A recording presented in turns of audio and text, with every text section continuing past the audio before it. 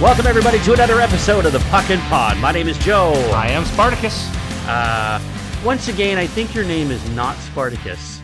Try it one more time. You know what? I can be whoever I want to be, Joe. You be you. You do you. I'll be Brandon, I guess. But what about this guy? I'm Canadian.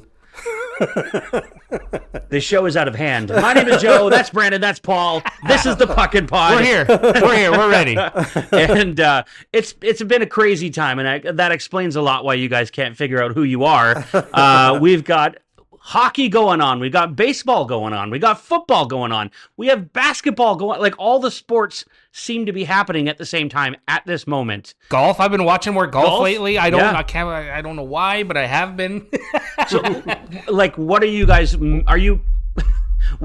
focusing on? Are you just focusing on hockey right now? Are you watching all the sports? What are you sticking to? For me, I'm always focused on hockey. It's the first thing I do. Like, when I get through my morning routine at work, I usually pop up TSN and check out NHL.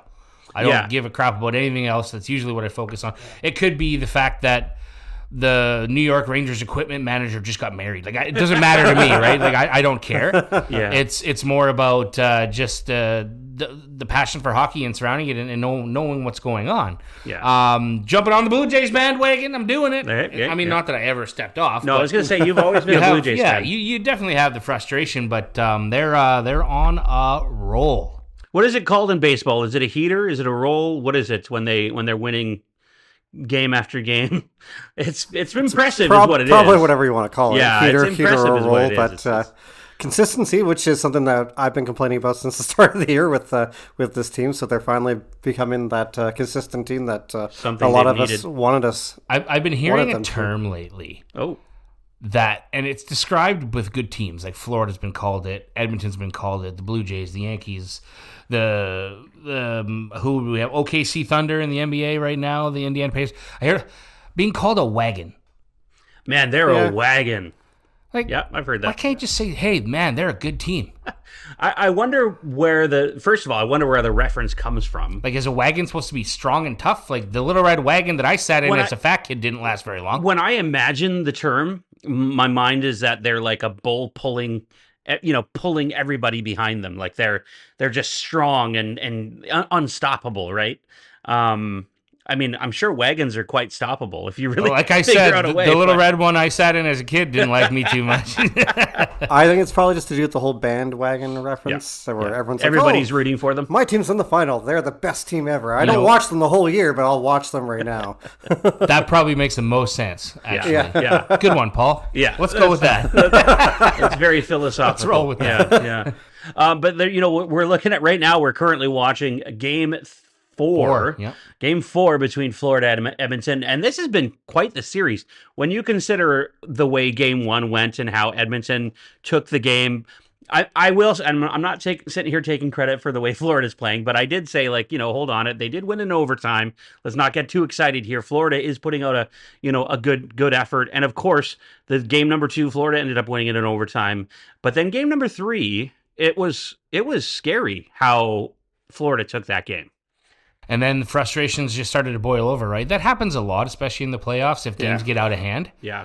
I don't know if it's intent or if it's just frustration or if it's a combination of both, but Edmonton didn't like the way that game went.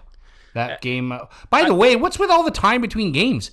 Yeah, that's kind of a huge talking point lately. Is there's where we got like 3 days off between games. It's like the first time I can understand because they're traveling. Yeah, you're traveling from Edmonton to South Florida.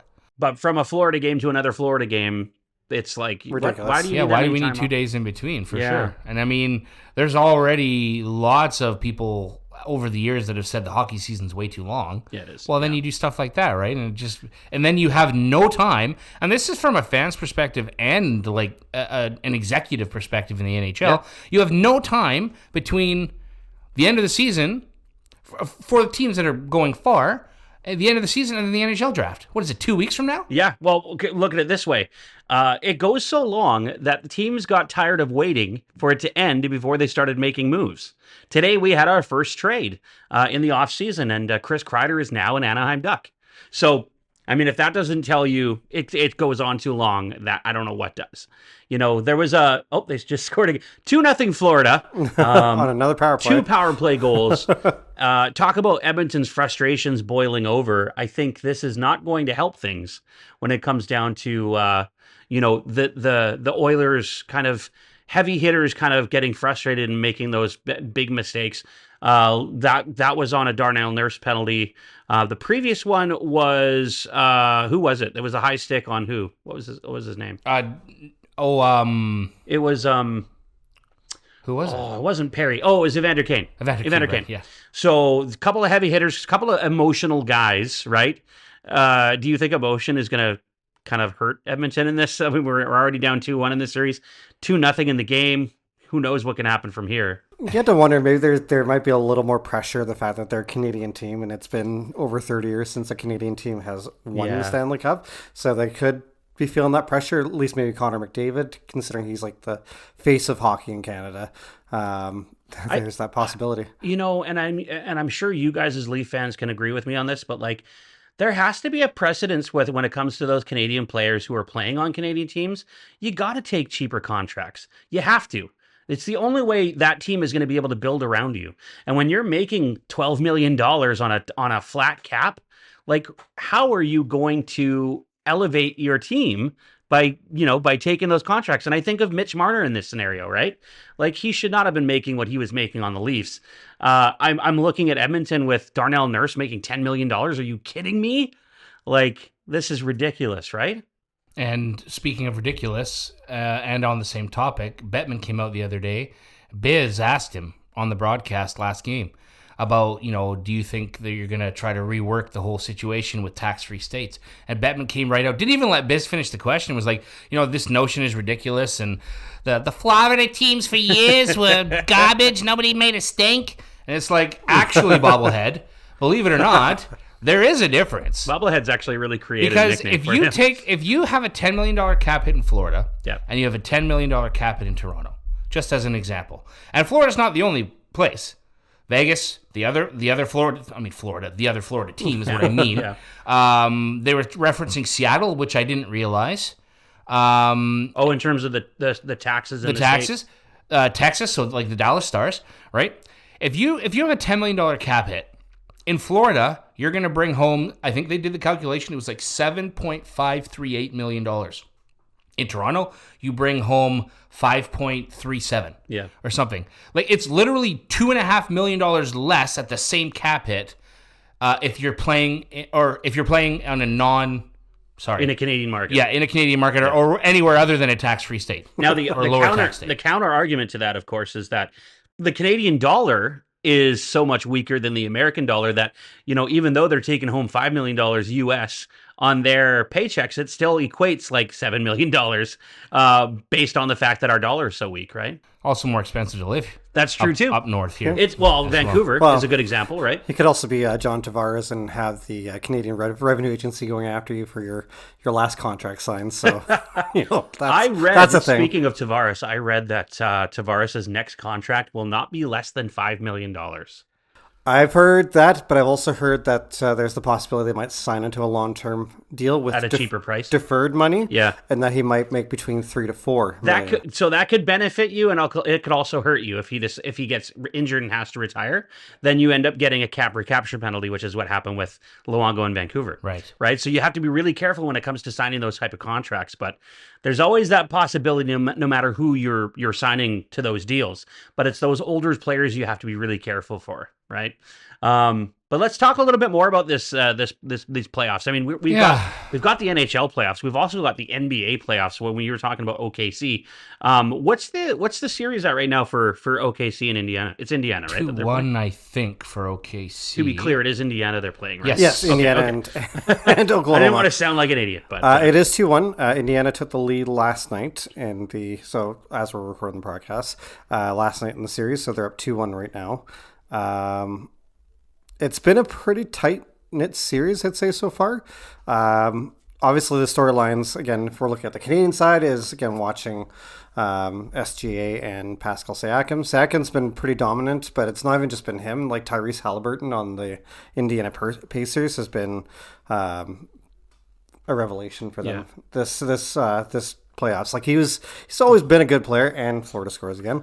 Oh boy! Oh my goodness! By the way, Tkachuk has 2 goals in this game. So when you were talking about earlier about maybe Tkachuk finally woke up, and I was like, let's. Well, I mean, yep. Sorry, Paul. No, that's okay. But yeah, Edmonton. Obviously, possibly another 6-something loss for Edmonton here if the game keeps going like this. But looking again at the NBA at least.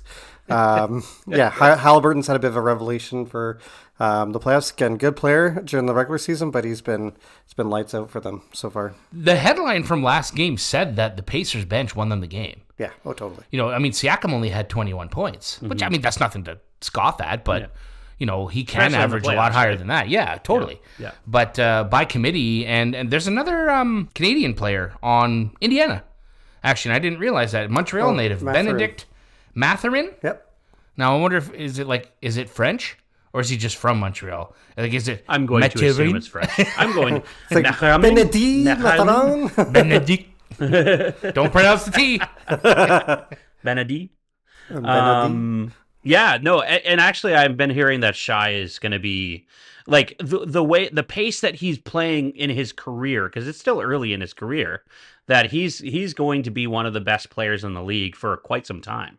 I mean, definitely. He won MVP this year, right? Yep. We're probably going to see another one at least in his career in the future. So that's something to be excited about as a Canadian basketball fan, I think. And does he ever play for Toronto? Does he ever play? That's the question. Fingers crossed, yeah. For the Raptors, right? So that would be the dream. It'll be a costly trade, but it'll be worth it. Well, they could wait till he's a free agent, That's right? true, so. too. When is he a free agent? He signed a 5-year contract. I think it was 2 years ago, so he's got another 3 on his contract before it's up. Yeah, that's cool. Okay, well, a couple of years later, you never know. Never know. There's a few players I'm waiting for on Vancouver as well for the Canucks. So, who knows what'll happen. There's been a lot of chatter in the NBA. It's not necessarily come to fruition because Antetokounmpo's kind of turned it down, but there's been a lot of chatter of him possibly being a trade target during the offseason for the Raptors. What's his name? Giannis Antetokounmpo? Antetokounmpo or whatever. Yeah, I thought it was played for Toronto. Nope. Or something. Who am I thinking of? You're Kawhi Leonard, probably. No. There's another guy with a name just like. Oh, his brother. He has a brother in the NBA, and he played for Toronto, right? No, there's a guy who played for Toronto with a similar last name. Anyway, Hakeem Olajuwon? No. Alphabet soup, I don't know. I could just be way off too. That's the other possibility. But just to touch on that Benedict Mathurin guy, just how is this possible? 6'5" and 210 pounds only. Like I'd be stoked if I was 5'5" and 210 pounds. Wow, he's a skinny guy. Don't get caught in the wind in Indiana. I know, right? That's a funny joke. Have you seen that Family Guy episode where they would joke about I don't want to say the model's name, but there was a skinny model that Chris was on a date with, and she ends up flying away in the breeze. It's pretty funny.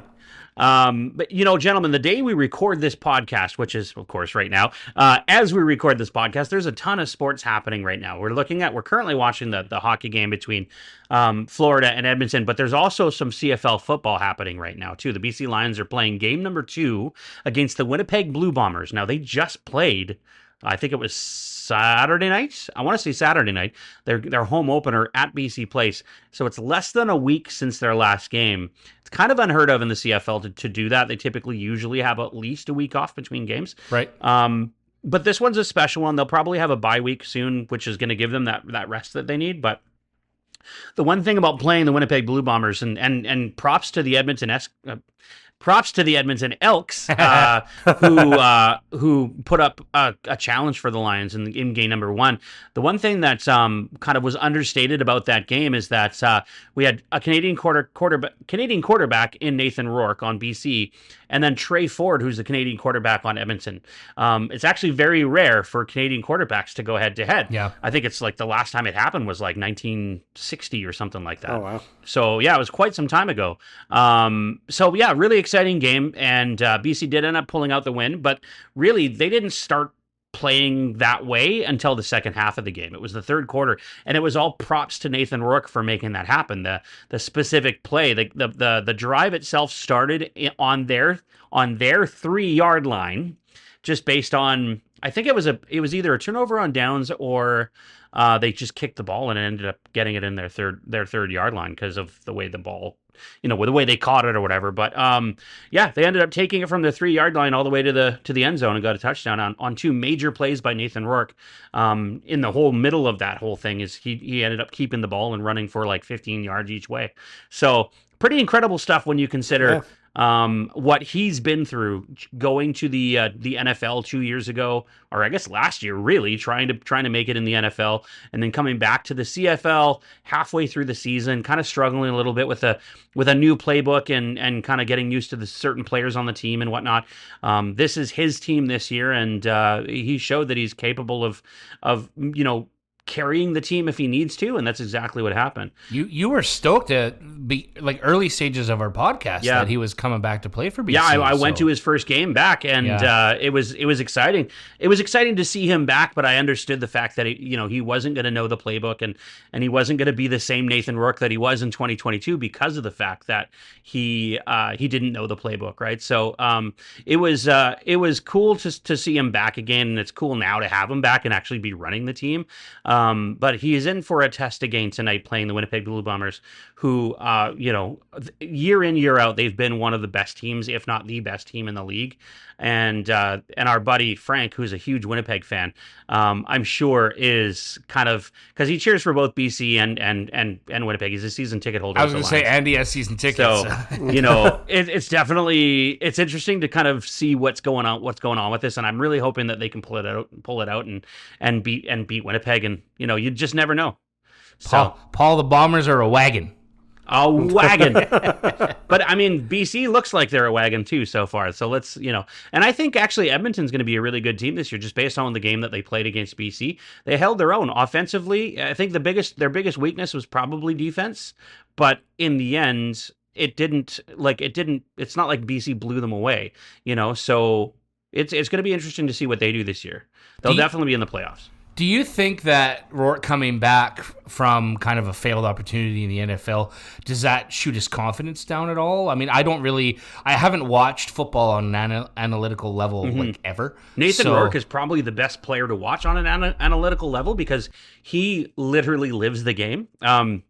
One thing that they were focusing on back in 2022 with him is that they would show him like, after practice is over, there's nobody else on the field, and he's still working, still trying to get better every game. And that was the cool thing about him. You don't see that with any other players. Like they don't try to, they don't go out there and try to work on reading plays and like how to look down the field and all that kind of stuff. And that's kind of his specialty. And he thinks the game faster than most do, and I think that's important when you're quarterback. So he's a special quarterback, and it's going to be really exciting to see what happens this year. Hopefully, they can pull off the win tonight. So, you take a lost opportunity and you turn it into a gained opportunity, right? Yeah, so exactly. Roll with it. Yeah, I mean, they had a chance back in 2022 to go far.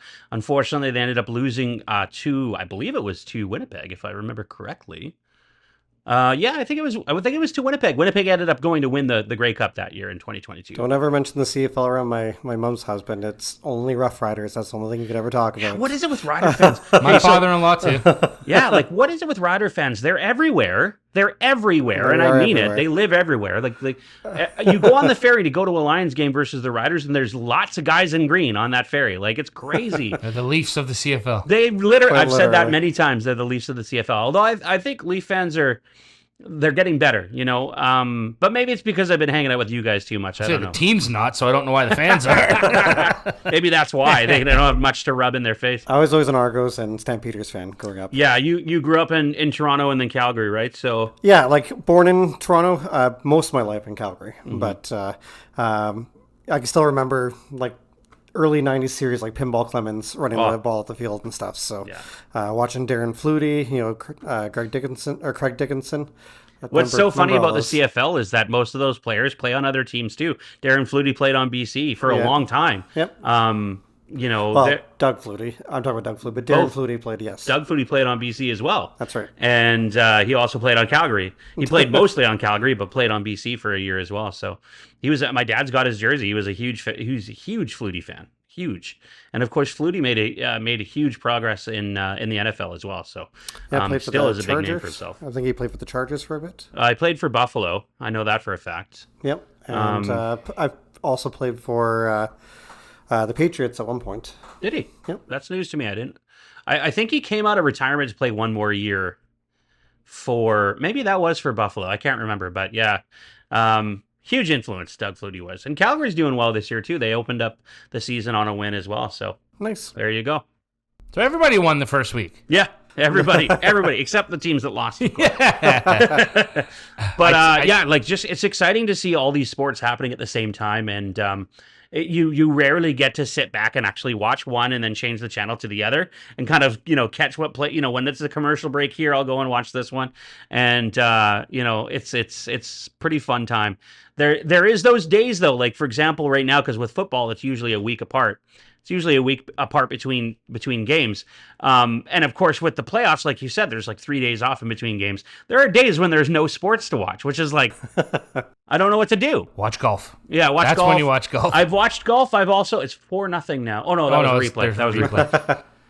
Relax, everybody. That was just intermission. A replay. Yeah, intermission. But no, I do watch golf, but I actually, the other day, I ended up watching a couple of movies. So caught up on some movies I haven't watched yet. And we were just talking about it off camera there. But the movie Sinners, which I really enjoyed. Yep. And then I also watched The Amateur with Rami Malek. It was okay. Yeah, it was okay. It wasn't what I expected. The previews didn't make it look anything super special. I thought the previews made it look special, and that's why I got excited. And then when I watched it, I was like, "This isn't what I was looking for." Like, I thought it was going to be kind of like the Bourne movies. It kind of gave me the impression of like Forrest Gump taking a hostage situation. So it just give the guy a little credit. Give the guy a little credit. That is my bomb. He was a really so. For those of you who don't know, the movie itself is.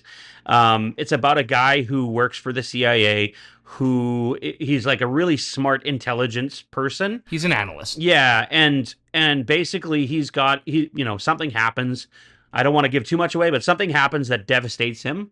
It affects his very close loved one. And he tries to figure out, or tries to get revenge on the people who did it because the CIA won't do anything. And he's finding all these clues as to who they are and what happened. But the CIA won't do anything about it. And it turns out it's because there's, underlying reasons, right? And so he takes matters into his own hands. And it reminds me like the Bourne movies, really, in that sort of scenario, except the fact that he knows who he is and all that stuff. But anyways, there's a lot less action than I was expecting. And that was the thing that disappointed me. It was a good story for the most part. But I really liked Sinners. I thought Sinners was good. Sinners reminded me, like I was telling you, a lot of From Dusk Till Dawn. I don't know if you've ever seen that movie, but From Dusk Till Dawn? Yeah, have you seen that? A million times. Oh, perfect. Okay. Absolutely. So there's a Tarantino-esque movie. It's Robert Rodriguez, but there's a Tarantino-esque movie that you've seen that you enjoy. That's a good movie. All I know is that Quentin Tarantino literally wrote the part. He cast himself for the role. Cast himself to have Salma Hayek's foot in his mouth. Yeah. While she pours tequila down her leg. Yeah. That's okay. Yeah. We all would have done the same thing, buddy. It's okay. Exactly. When you're given the green light by the studio, why not, right? Exactly. So. Yeah. And if Selma's okay with it, then whatever. But yeah, no, this movie, it takes place in like the 20s or 30s, and it's just very well acted. I really enjoy the actors in it. I was talking to you about what's her name? Haley Steinfeld. Haley Steinfeld. She plays the sort of longtime friend of the main character played by Michael B. Jordan.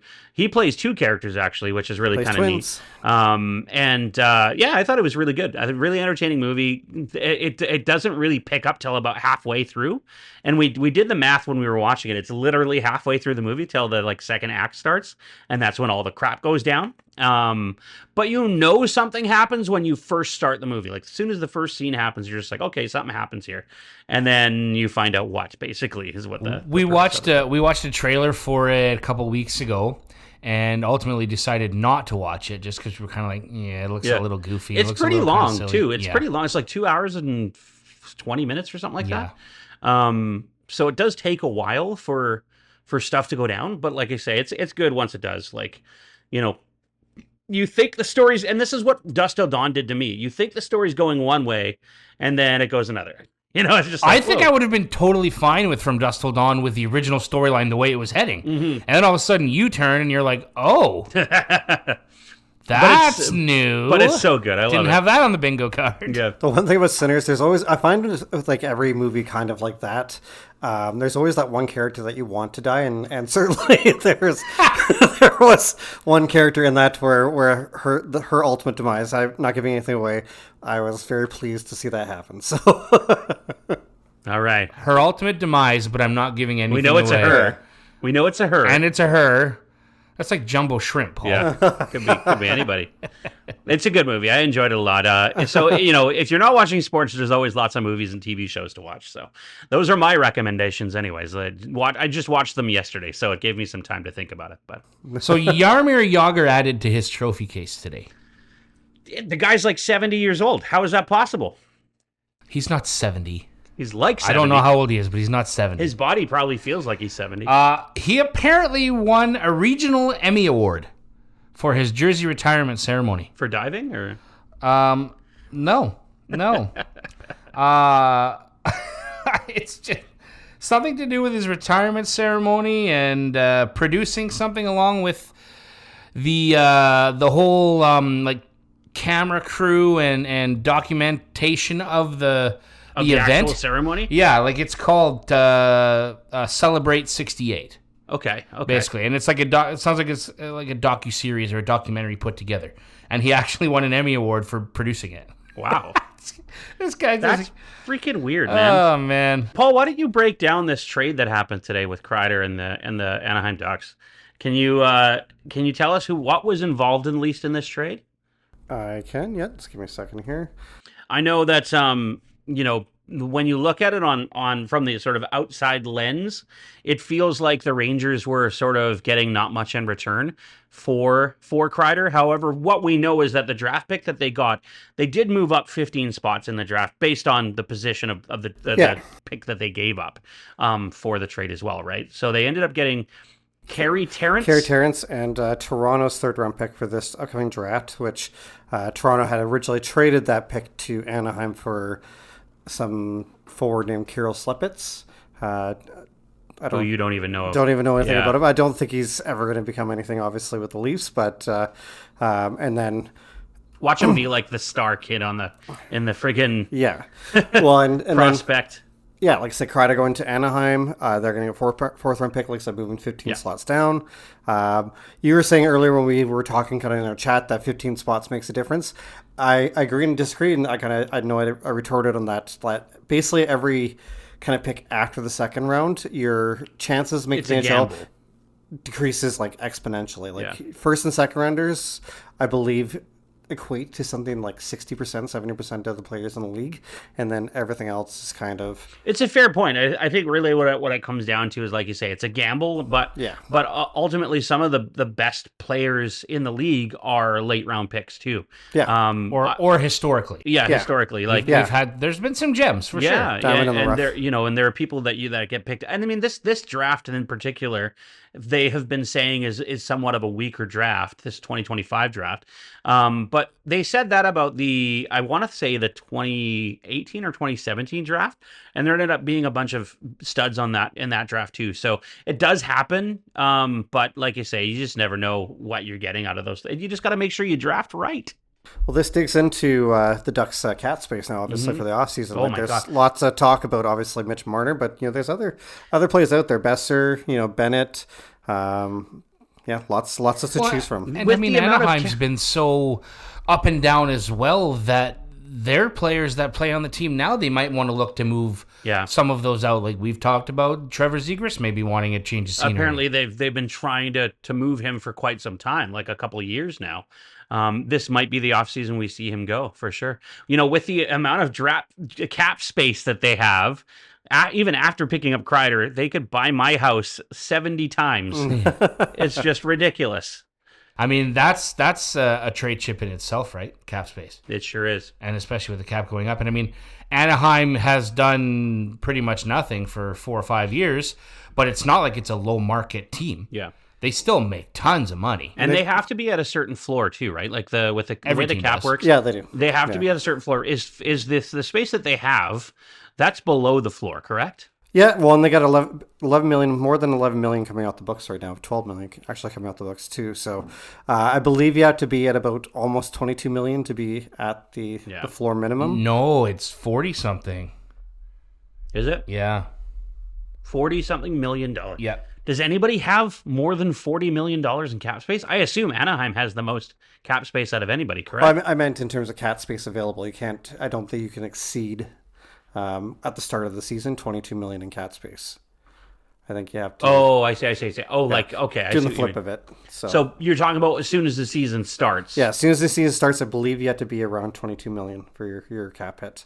That's the amount of cap space that you can have. If you have more than that, you have to fill in the cap. The gaps. So whether signing and somebody it's tough or trading, if you've already got a full roster, right? Like you got to be really you have to make trades at that point. You have to. You'd have to. So the upper limit on the cap next year is going to be 95.5. Nice. From like 80. What are we at? 87 or something? It was 80. I think it was 88. Yeah, something like that. Yeah, because it went up almost 9 million. The lower limit you have to meet is $70.6 million. So teams like, I was about to say the Utah Hockey Club, the Utah Mammoth, who have been hovering around the cap floor for years. Sometimes they how can they even afford? Yeah, how can they even afford to get there? Sometimes on it, they've been playing in an arena that has 5,000 seats. Just crazy. So, man. I mean, they were. Obviously, they're not now. Not now, yeah. now they're playing it in an actual stadium. It's pretty, or an actual arena. I mean, I might be a backseat Mammoth fan, to be honest with you. I just kind of want to see them succeed. I'm just happy they're not in an arena named after a haircut. So, yeah. Oh, that one. Yeah. I was like, what are you talking about? That's true. Edmonton! Nope. Still 3-0 Florida. 18:50 left in the second period. They're being outshot 17-7 too. I mean, I know that's not indicative of necessarily what's happening in the game, but it kind of is at the same time, right? Yeah.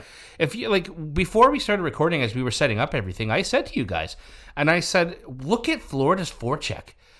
Marchand was on the left wing, dumped it in at the blue line, so Edmonton's blue line, went off on a change. Nurse went back around to retrieve the puck, and it went around the far side of the net, so he had to go around the back of Skinner to pick it up. As he was doing that, he got hit by the first Florida forechecker, and as that player separated Nurse from the puck, the second Florida forechecker came in and retrieved it. Yeah. All on a line change play. Yeah. So, I mean, you don't have any... Oh, what do we got? Little pressure. Marshy and Nuge. Be an interesting fight. Marchand's right in his face. Nuge is you should put on some platform skates, bro. That should have been offside. If they score, I would have challenged that. Interesting. Yeah. I mean, my prediction's still alive. I did say it was going to be in 5. You sure did. And honestly, I might have to get you to choose lottery numbers for me next time if that happens, because that's crazy.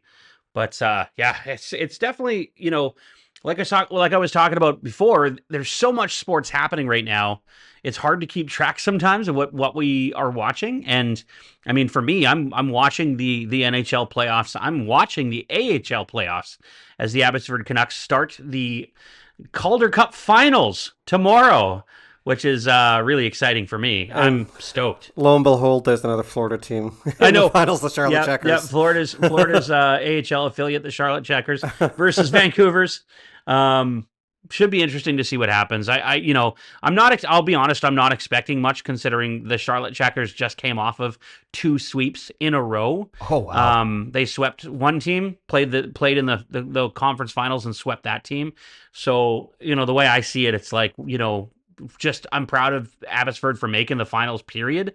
But it's crazy. It's crazy to see them make their own history at the moment. They've never been this far before in their history. History. Former Oiler and high pick is playing for the Checkers right now. We've got a former Oiler on the Abbotsford Canucks as well. I'm curious who that is you're talking about. Jesse Puljujarvi. Oh, Puljujarvi. I'm saying it's not Yakupov, is it? He's over in Europe or Russia, Yakupov will never come back to North America. Or he might be flipping burgers. We'll never see him in the NHL again. But Yeah, Puljujärvi is on the Florida's Charlotte Checker team, and we in Abbotsford have Jujhar Khaira, who of course used to be an Oiler as well. So is it Khaira or Khaira? It's Khaira. Khaira. Who's the standout player for the Abbotsford Canucks? So there's a couple, to be honest, but probably I'll name specifically two. And for me, it's Max Sasson, who is the speedster. He's fast. And also Linus Karlsson is he's been quite the beast when it comes to like taking the puck to the net and making plays and stuff like that. It's been really impressive. But they've got a few players. Like they've got a few players, even on defense. Like the guy that the Canucks picked up in the JT Miller trade is Victor Mancini. He's been really impressive in terms of the way he moves the puck. I think he learned a lot playing with Quinn Hughes in Vancouver. Because he moves just like Quinn Hughes does. He tries to juke, when it comes to taking the puck around players and stuff like that. It's really impressive. So yeah, no, there's a few players that I'm very impressed with. Aatu Räty? Yeah, Aatu Räty. He's actually injured right now. He's been injured for most of the playoffs, believe it or not. But the one thing I look forward to with Aatu Räty, and I guarantee he'll be on the Canucks next year, is his face-off skills. He wins draws. It reminds me a lot of Bo Horvat, which is hilarious because they traded Bo Horvat for him. But Bo Horvat was renowned for his face-off skills and being able to win draws, right? So player I've been interested in the Canucks farm system, and he's been having a good playoff so far, is Kirill Kudryavtsev. Yeah. I've actually been quite impressed from what I've seen with his development, that he's another player in the rough that could make the team in the future. It's crazy when you think of where we were at, back in the Jim Benning era. We couldn't get a defenseman to save our soul. Drafted Quinn Hughes, and then all of a sudden we started picking up, really good defensemen. Kudryavtsev is somebody we drafted, I believe, in 23 or 24. I want to say 24. So that's not that long ago. No, it was 23. It's 22. 22, okay. He was taken 7th round. I was going to say it couldn't have been 24 because he wouldn't be in the AHL already. But he's had a really good season this past season, and he's impressed a lot. So, they've got people on the left and the right that can really help in Vancouver eventually. So it's kind of interesting to see what they're doing. So I have a serious question. I mean, I guess my questions are usually try to be serious, but, as opposed to a comedic one. Yeah, and I'm going to say the same thing to you as you say to us. Take your Canucks glasses off. I'm looking at some of the players. Yeah, and it's not a young team for being the farm system for the Vancouver Canucks. So, there are young players, but on average, I agree. The youngest player is 20. Yeah. So my point being... But that's typical for the AHL, right? Like, you're not going to have guys who are 18. I know that, but my point being to the question was, 4-1, 3-1. Edmonton's on the board, 3-1. Edmonton's on the board, yep. Nuge.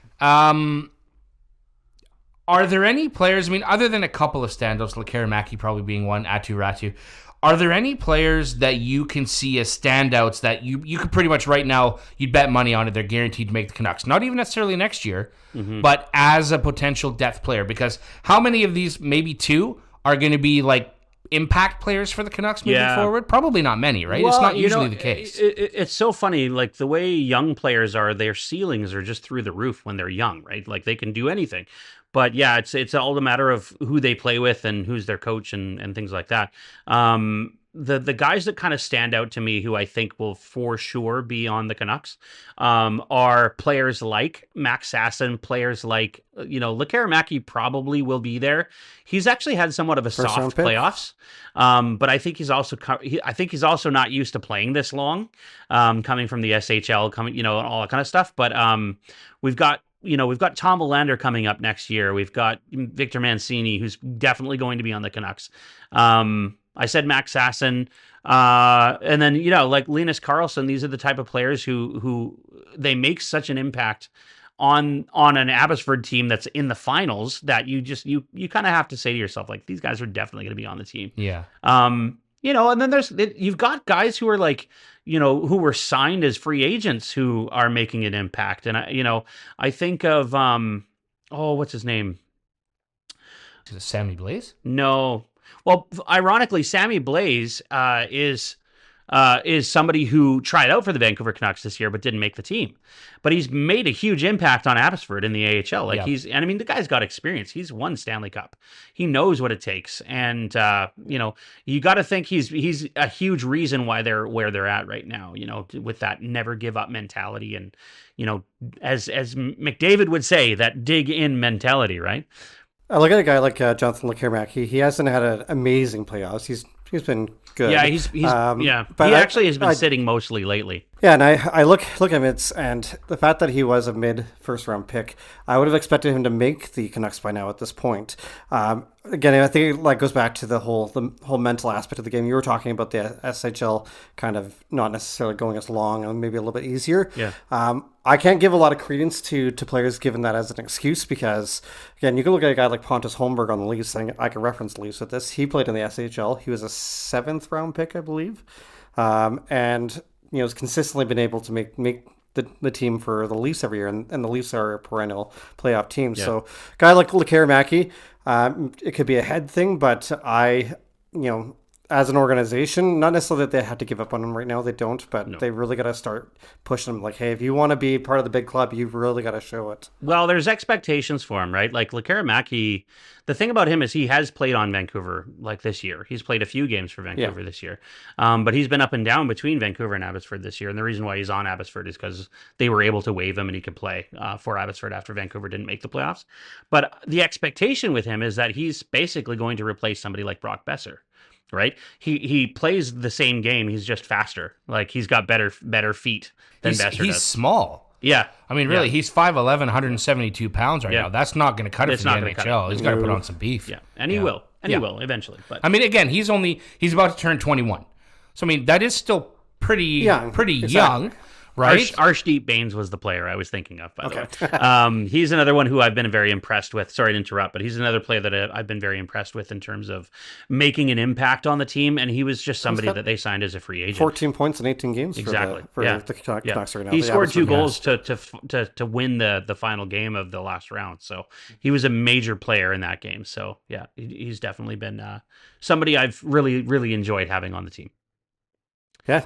Yeah, I like seeing all different, I guess, nationalities, in the NHL, and again, having a guy like Arshdeep, it's awesome to see. It is, and these are guys who are from the area. Yeah, he's from Surrey. He's from Surrey. Yeah, Jujhar Khaira is from Surrey as well. So these are players who are from the area who want to make an impact and play for their hometown team. So it's exciting. One other just aspect, just to top it off with the Abbotsford Canucks, is that they've been getting goaltending. The one thing that we were worried about at the beginning of the season when Archer Seelovs came and played for Vancouver was he was letting in some soft goals, and it was a little scary because he wasn't the same player that he was in the playoffs last year. But he's really showing his worth, this year in the playoffs. And Seelovs has been kind of the runaway starter. He's been runaway starter. Yeah. Cholopil has maybe played 2 games. Maybe he might have even finished games for Seelovs. Like that might be the difference. But ultimately, it's been Seelovs' playoffs, and he's shut out games, and he's been really impressive. And it's nice to see that he can kind of bounce back from all of that. And also, the one cool thing about Seelovs, and I think we know this from his history playing, in the World Juniors, getting medals and playing for the men's national championships, is that he can perform in games that mean something. So he might be a huge difference maker when it comes to the finals here. It's really, really exciting to see. They've got all of their goaltenders. The shortest guy is 6'3". Yeah. On the Abbotsford Canucks. Yeah. That's good. You want to have a big goaltender. That's right. Yeah. So, yeah, it's pretty exciting, and actually just keeping sort of the pin on Vancouver for a second, this week has actually been pretty exciting for women's hockey as well. In the PWHL, we just had the expansion draft between Vancouver and Seattle, and they did draft some pretty great players when you consider skill level, but I'm just going to get the list here. So talk amongst yourselves for a second. Well, I can give you the list of players that are on the Vancouver team. Okay. That were picked. So I'll go right through it, just basically from what I see here. So they picked forward Abby Boreen, forward Izzy Daniel, forward Jen Gardner. That was a signing, sorry. Yeah. Denisa Krzyzova was expansion draft. Brooke McKigg was expansion draft. Sarah Nurse was a signing. Gabby Rosenthal was expansion draft. Sydney Bard, expansion draft. Ashton Bell, expansion draft. Sophie Jacques, was the signing. Sophie's Jakes, sorry. Claire Thompson, D-man, or I guess D-woman. D-person. Was a signing, and then goalie Emerence Mashmere. Yeah, so with the signings, you have basically the order at which they did the signings. It was Claire Thompson, then it was Sophie Jakes, then it was Mashmeyer, I believe, then it was Sarah Nurse, and then yeah, you're looking at Vancouver. Yeah, it was Bell.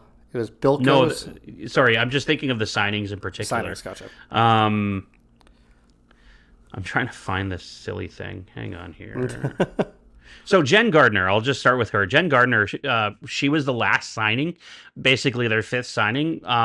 They had to make 5 signings, each team did, before they could do the expansion draft. And if they didn't make 5 signings, like let's say they did 4 signings, they got an extra pick in the expansion draft. But both teams did make their 5 signings before the time came up. Jen Gardner was their 5th signing in Vancouver. She's a hometown girl. She's the first hometown girl that they signed, which is really exciting. And she's also a very talented player. Like she's got, she's renowned for what she was able to do this past season as a rookie, playing for Montreal, right? So it's kind of exciting when you look at the kind of abilities that the players that they have that where they were to bring on. Like, for example, Sarah Nurse, one of the best players in Toronto this year. She signed in Vancouver. That's something that nobody expected, but it's because Toronto didn't protect her, Yep.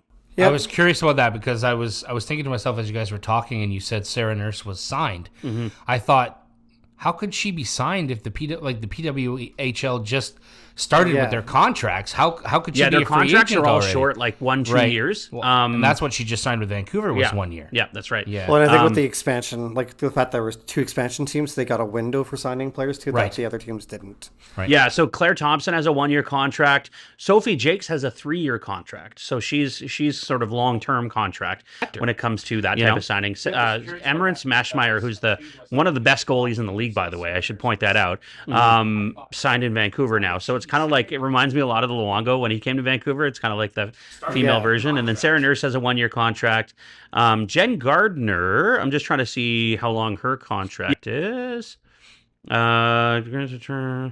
looks like it's just a 1-year contract, 25-26 season. That'll probably go longer just based on the fact that she's from Vancouver. She's a hometown girl. You never know, though. You never know what could happen. She might decide to move on somewhere else and try to play somewhere else. But, it's kind of unheard of for some of these players playing on like their third teams and whatnot. Right? Interesting with the expansion draft that in the first round, both Vancouver and Seattle both picked players from the Ottawa Charge. Yeah, in Ottawa and probably the other. So the 2 majorly hit teams were probably Ottawa and Minnesota, being that they were both in the finals this past year. But yeah, they took. So in the expansion draft, Vancouver got the first overall pick based on a random draw, and they showed the draw on air, on camera. And it's basically they each had a ball, and then they put this ball, the balls in a box, and they mixed the balls around, and then the commissioner basically took out the balls, or whoever was doing it took out the balls. Interesting with the expansion draft, whoever ball it was, they got first overall pick, and it was Vancouver. So Vancouver got to pick Ashton Bell, who is a defenseman from the Ottawa Charge, and probably one of the best defensemen in the league. The 2 so just going back to were probably Ottawa the and decor that they have now with the finals with Claire Thompson, with Sophie Jakes. So in the expansion draft, Vancouver got along with Ashton Bell. They're basically trying to be, and they showed the draw on air on camera. The Seattle side is basically they each had a ball, and then they put this ball, the balls in they have with them. They have mixed the balls around, and then the commissioner basically took out the balls, or whoever was doing it took out the balls. And that's who they picked in the expansion draft. Both picked players from the Hillary Knight, defense Ottawa, and they have Hillary Knight that they signed in the signing process. Who of course was one of the most, and they showed the draw on air on camera. And it's basically they signed in there, and then they got Hannah Bilka, who's one of the top forwards in the they have with them. They also got what's the other name that they got? I can name off the whoever was doing it in terms of players. Yeah, go for it. Hannah Bilka expansion draft. Alex Carpenter was a signing. Jesse Eldridge was expansion draft. Julia Gosling. expansion draft. These are all forwards. Hillary Knight. Hillary Knight was a signing. Danielle She's going to be the captain, by the way. I'm sure of it. Easily. Well, considering her age, too. She's 36, I believe, this year. She's retiring from international play as well. So yeah. Danielle Serdachny, another forward, was a signing. So she signed in there, and then they got Hannah Bilka, who's one of the top forwards in the draft. Emily Brown. You could just say D, Just D. Or defense. Emily Brown, D. Megan Carter, D. What's a D, girl? Oh, my God. Anita We're being canceled. Anna Wilgren, and Corrine Schroeder, the goalie. Yeah, so and Corrine Schroeder is supposed to be a decent goalie too. So Seattle's not going to be a team to laugh at, and I think that's the one thing that most fans of the other teams are kind of upset about is how good these expansion teams get to be, being able to take all these players. But that's what you get when you have a league with only 8 teams. You're going to have this problem. Yeah. It's going to happen in Vancouver and Seattle when the next expansion team comes. Like you were saying, I think they're expecting to be like 10 teams within the next couple of years or something like that. So not 10 more teams, just 10 total. 10 total. Right, yeah. Okay. So 2 more teams, right?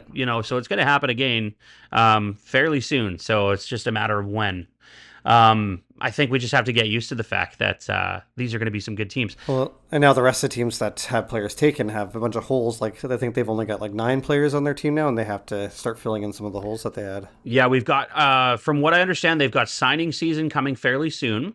I want to say the 16th or something around there, where they get to sign players from teams that have expiring contracts, so like UFAs, if we will. I don't think they have RFAs though in this league. I think it's UFA. Like you have an expiring contract, you can sign that player if you want. So I'm a little ignorant to the fact, and if you guys know, please educate me because I'd really like to learn. And if not, I'll look it up. But what feeds the PWHL mostly? Like, is it collegiate players for the most part? Do they bring people over internationally? Because it's not like there's a junior league that they can pull from. Like, I think for they example, do have a junior league actually, but they can pull from collegiate leagues too. I would imagine that'd probably be the I don't remember what the league is called, but I thought I read that they do have a junior league that they can draft players from. Okay. They do have an actual amateur draft coming up like soon after the signing period. So it's going to be kind of interesting to see how that all plays out. This is my first time experiencing in the PWHL, so I'm gonna be avidly interested because of course I'm very interested in this Vancouver team, and I'm interested to see what happens and how things work and kind of go from there. But yeah, it's exciting. I think these teams have the and I did see an interview, by the way, with the GM of Vancouver where she said that they were trying to go a little bit lighter on the forwards this specific expansion draft because they wanted to see what they could get in the signing phase and also see what kind of trades they can make to make stuff happen too. So it's really interesting to see what they can do. Well, it's smart to pull obviously from the international side too. Like if you look at some of the teams that are in the PWHL, they do have quite a few different international players that are on the teams. The one of the draft picks, Denisa Krzova, that Vancouver picked from Minnesota, she, I believe, is from Czech Republic, I believe. So she's the first international player signed to Vancouver. Everybody else is basically from Canada. So it's literally like a mini team Canada. It's kind of exciting. But I'm really looking forward to see what kind of team they pull off here. Some of these players are really exciting to watch. I've seen some highlights of all of them. Brooke McQuigg is somebody who I look forward to. She's a young player who has a lot of skill, and she passes well, she skates well, makes plays. So that's really exciting. Abby Boreen, another skilled forward. She's not young, I don't think. I think she's not old, but she's not young, but also skilled, very skilled. And Izzy Daniel, she's a speedster from what I saw. So that's kind of cool to look at too. I'm looking forward to it. It's going to be fun. Yeah. PWHL lots going on, right? Yeah, PWHL is going to be some good hockey, and the fact that we have it, so close to home, tickets won't be too expensive, so I can go over there, take, by the way, I should point out, I talked to you before about my son being scared of going on the ferry. He's not scared anymore. We went to Vancouver on the weekend, and he got to experience the big city. It was a thrill for me. What'd you go for? Just for fun. We just went and explored the city and go do something. Yeah, look at the big buildings and go look at Rogers Arena, BC Place, and he got to see it all. He rode the SkyTrain, he rode the C-Bus, and he did it all. He had a blast, and it's tough when you have a kid who's got so many anxieties because you got it, with him with so many anxieties and stuff. It's really challenging to be able to go and do those things, right? So it was nice to be able to actually see him overcome those fears, and he finally got his hair cut as well. He doesn't have long hair anymore, so same thing. He's kind of overcoming a lot. So for him to be able to say to me, "Yeah, I want to go on the fair, and I want to go see Vancouver and do all that," it was a big deal. I mean, you guys know how do I put this politely? How punctual and neurotic I am when it comes to planning. Things and making sure things are in a row. What are you talking about, Brandon? I'll be honest with you. When Tiff and I went over in December, I took her to the Marianas Trench concert, and we basically walked on the ferry. Yeah. We took transit. We walked wherever we wanted to go, and that was like one of the most cool experiences that I can recall over the past 10, 15 years of my life, of like an event to go and do something. It takes just so much finding stress your off, own way, right? It just takes so much stress off of things when you're just sort of flying by the seat of your pants and like. See, that's actually never the case for me. Yeah, I know. That's what I mean. Like, and I don't think that it took the stress off my plate. I see. I just had a good time doing it. Fair enough. For a change, almost because I think we had planned to do it that way. Yeah. As ironic as that is. Yeah. We still planned out, like, we knew our routes where we had to catch transit for the most part. There was a few hiccups, but it wasn't spontaneous. Like, we didn't just go, oh, why don't we go try this? Like that I couldn't do that. For sure. Yeah. The taking transit and walking around and just kind of doing what we wanted to do was pretty much the extent of my spontaneity. But I thought it was just neat to not really have to work. Like you say, the traffic can get pretty nasty, right? Yeah. Yeah, Obviously, driving over is no fun at all. I mean, we took the bus. I wasn't going to pay that much money to go over there just for him to experience the city, because like you on the ferry to drive on, you're looking at like $100 each way. Oh yeah. Minimum. And so, yeah, for me, I'm like, no, bud, we're not going to drive. We're going to walk over. I totally regret walking everywhere because I was so sore for the next 2 days. But for the experience alone, it was worth it. I got some great pictures of him, like just sort of looking at the big towers, and we were on the sea bus, and I got this picture of him like looking out the window at the sea, and like this kid is like, it's so fun to like take him at all these things and see the world through his eyes, because like I remember what it's like when I was a kid and just being so fascinated with, they just scored again. Edmonton scored again. 3-2. Okay, yeah. All right. We got a whole other period to play here. Let's calm see what down happens there, here. Nurse, man. You're going to pull a muscle in your giant Talking neck. about our kids, it was my son's first field trip with the school this past week. Oh, right on. And it was really fun for him. They just went to Raft Trevor Beach. Yeah. But the night before his field trip, I took him to go see the new Lilo and Stitch movie. Oh. So the live action version, which was actually really good. I was quite impressed with the girl that played Lilo, and Stitch is amazing. Are you going to take him to see the new How to Train Your Dragon movie? I probably will. The reason I mentioned the Lilo and Stitch is that right after the movie, we had to go to Walmart to get him some sandals, and immediately when we walked in there was a bucket that had Lilo and Stitch it had like all the sandcastle stuff. Oh, right on. And he immediately ran over, Daddy, I want this. We're going to the beach tomorrow. I'm like, sounds good, buddy. And awesome. He had a blast with it the next day. So. Good. Excellent. Yeah. Our kids went to the beach on a field trip too. They went to Parksville Beach, I think, and we bought not sandals, but like buckets and scoops and all that stuff. They had a blast. Kids are so funny. Like, it's so easy to entertain them, but when they're bored, boy, do they let you hear it. It's so funny. But it's just it's we're lucky to live in the world that we live in and get to experience the things we get to experience. But it's funny how often we take things for granted too. Like I love the big city. I love going to Vancouver and just people watch. Like, I could sit there on Granville Street and just watch people go by. It's just so entertaining because like everybody is different. Everybody. I could totally sit on East Hastings and watch police go by too. Constantly. The ambulances.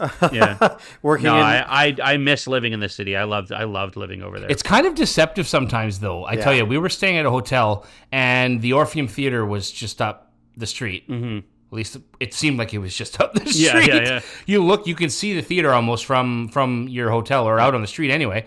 But every block is exactly the same. And by the time you really walk it, it's like 25 minutes just to get to the theater. And you're like, how is it that far? But it's like, it's for the most part, it's flat. All the buildings are the same. It's the same architecture all the way along. It's hard to kind of landmark differences. So it's deceiving sometimes. And it's like, it's the same after our trip, especially when you go to a concert, you wear nice shoes and you're not wearing your runners. For me anyway, I wore like my dress shoes, and the next day, you're like, oh, yeah, that was you feel it. Farther than I thought. When you were younger, it wasn't such a big deal, but now that things start to creak and ache. Or if you're drunk. You don't care if you're drunk either. Again, until the next day. Speaking of drunk, that's the end of our show, everybody. I want to thank everybody for watching and listening and joining us. If you guys have comments, please make sure you let us know.